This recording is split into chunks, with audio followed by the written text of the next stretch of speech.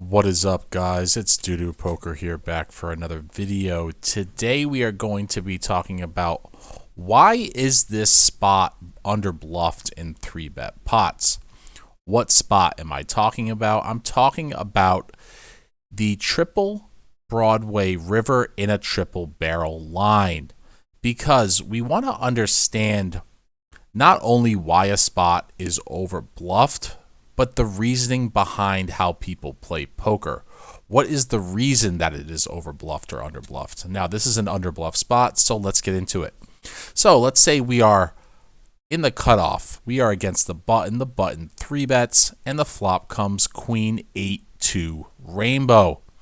So for the purposes of this experiment, we're going to say that the button does not have a calling range, so we're going to use simple solutions. This makes it easier because if the button has a calling range, this will change things post-flop. But let's assume he's playing a 3-bet or fold strategy, which a lot of people do play. So the cutoff calls and the flop comes queen 8-2. Now most people will just c-bet range here, which is not a bad play at all. But let's go into the AI and think about some things. So we're going to go into the AI and we're going to see that, actually let's go this way. We'll go into the AI, we're going to create a solution, and we're going to see what sizing the button prefers if it's only using one sizing. So we go into here and we also want to look at the frequencies. If the button is using one sizing, it prefers 40% pot, and it prefers betting only around 78% of the time. People are not going to play like this. They're probably going to go smaller, either 1/4 or 1/3, and they're going to range. So what I'm going to do is I'm going to change this to 33% and assume they range for 1/3. So what we have to do here is go here, and we see it's 83% in a solver if I change this to 1/3. But what I have to do is I have to node lock. So let me just do this real quick. And we'll just node lock this to 100% betting frequency, because this is a more realistic simulation. Most people are not going to be checking back, 20 to 25% of range. They're really just going to 1/3 range, which makes sense because people under check raise. So it's actually a good deviation, but we want to understand why the river is going to be underbluffed on this runout. So we 1/3 range like the population is going to, and now the turn comes a king of clubs. Now what do we know from population about double barrels? We know the population under double barrels. Let's go to some MDA. We know the population under double barrels. And why do they under double barrel? They under double barrel, it's actually significant, because one, they c-bet too much on the flop. Like in this instance, the queen 8-2 board is supposed to be checked back between 20 and 22%, and people are not going to do that. They're just going to range. But there's also another reasoning. Another reason for why they check back too much on the turn is because people like to go geometric sizing. What do I mean? I mean people are going to go maybe 75% or 100% on the turn and not necessarily 2/3, because a geometric sizing in this instance is going to be, 1/3, maybe 90-90 to be all in by the river comfortably.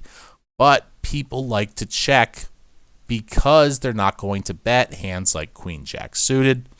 Do you think they're going to bet a hand like 8-7 suited? No, they're going to check back their showdown value. 7-6 suited, 6-5 suited, 5-4 suited. They're not going to be barreling hands like ace-5, ace-4. All these ace-x hands are probably not going to barrel. What about a hand like ace-queen suited? Do you think ace-queen suited ever bets turn on a queen 8-2 king board? Probably not. So what they're going to do is this. They're going to bet their ace-jack, their ace-10. They're going to check back their ace-queen a lot. They're definitely going to check back a hand like queen-jack. They're probably going to find the jack-10s. They're not going to be betting these no equity hands. So what happens is this: when they bet turn and the river comes an ace, let's say it comes an ace like this. Well, this is actually a donk spot, but let's disregard that for a second. What happens is they want to jam. They don't really want to bet smaller like this sizing. They want to use this sizing. So what they'll do is bet bigger on the turn to make this a smaller sizing. But we know the most intuitive bluffs are going to be a hand like Jack 10 suited, and that got there on the river, right? So do you think people are going to be turning Queen Jack suited into a bluff?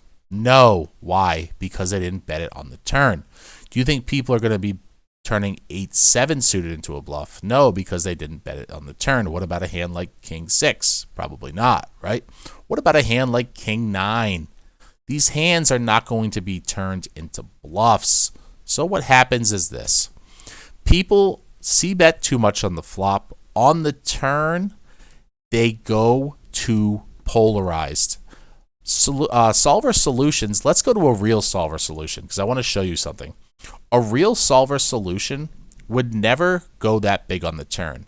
If I look at bet 40 and I go on the turn and I go king of clubs, what we see on the turn here is a button wants to go bet 40 again. It wants to go merged because the solver wants to bet hands like jacks, 10s, 9s on the turn because of possible rivers. So what a solver does is once it goes 40 on the turn and the river's an ace, it turns all these hands like pocket 9s, pocket 10s, pocket jacks into bluffs. People are not going to do this because they're too polarized on the turn. So let's go look at some MDA that will confirm how I think people are playing this spot. In the bet 30 bet line, we know it's 29 week overall. When we go to filters and we go to the triple Broadway river non-paired, we see it's 24 weeks. So we know it's 5% over bluffed by the aggregate. The reason it is under bluffed is because the players are being too polarized on the turn. They're not merged like a solver because they don't go bet 40, and then they don't split sizings on the river like a solver. They're going to go bet 33, bet 80, bet 90, or something like that. Or if they do decide to go 2/3 on the turn, they'll probably just have a jamming range or a checking range. So in conclusion, let's go over some notes. We know population will range too much on the flop, even though you should have like a 20 to 22% check back on a Queen 8-2 board. They check back too often on the turn because they go geometric sizing. We want to go merged in the triple barrel line specifically on a king turn, and we want to bet hands like 9s, 10s, and jacks. These are very unintuitive double barrels. Let's go back here. A hand like 9s, 10s, and jacks, and a hand like Queen Jack always bets the turn. People are not going to find these bets on the turn. You also want to bet the ace 5 so you can have bluffs on a 10 and jack river. People are not finding these. What's going to happen is they're going to check back too much. We see that from the data. They're under double barreling by about 10%. So they check back too much on the turn. On triple Broadway rivers, all the obvious bluffs get there. That means they under bluff. So when all the obvious bluffs get to the river, it's going to be under bluff by population. So we want to understand, why is this under bluffed? Because of how they play the turn. Specifically, they check back too much. They don't bet merge, they bet polar, and they should be betting merged. All right, guys, I know that was a lot, but I think it's important to understand why a certain spot is over or under bluffed. We know now why the triple Broadway river is going to be under bluffed because of how they play turn. If you enjoy this type of content, please give me a like, please give me a subscribe. New video every single day, 9 a.m. Eastern Standard Time, and I will see you guys in the next video. Take care.